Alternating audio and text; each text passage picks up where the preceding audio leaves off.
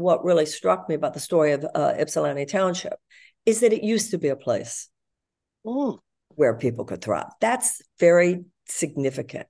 And over the last 50 to 60 years, there's been such a massive transfer of wealth into the hands of this small group of people.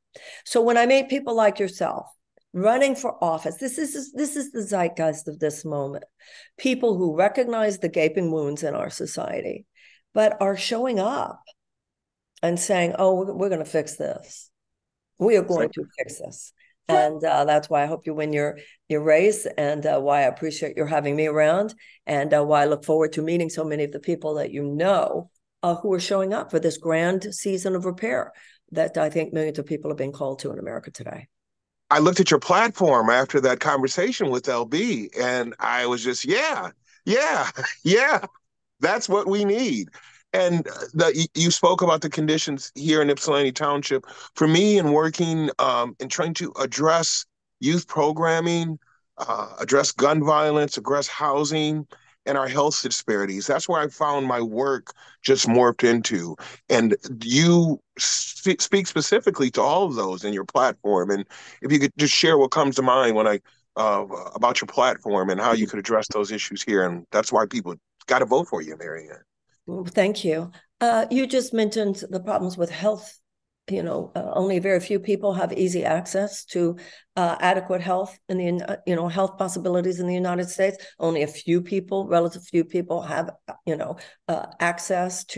easy access to education and so forth. So many of the things that you mentioned where people lack opportunity today, we need to realize it's one deeper problem underneath them all. So if we're always fighting for healthcare, we're always fighting to cancel college loan debts, we're always fighting to get some subsidized child care, we're always fighting to raise the minimum wage, we're always fighting for tuition-free college, people are worn down because we're always in a fight mode. It's like we're in permanent crisis.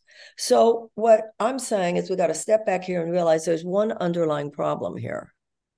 And that's the turn that our economic system took. The reason we have the problem with healthcare is because of institutionalized greed of the insurance companies. The reason 1.3 million people are rationing their insulin is because of the institutionalized greed of the pharmaceutical companies. The reason these factories were shut down to begin with is because of some huge corporate entity filled with people who don't even necessarily live in the neighborhood thought that they could squeeze a dollar. They could make more money for their stockholders if they closed that factory and put it somewhere else. So it's time for us to stand up with a more revolutionary consciousness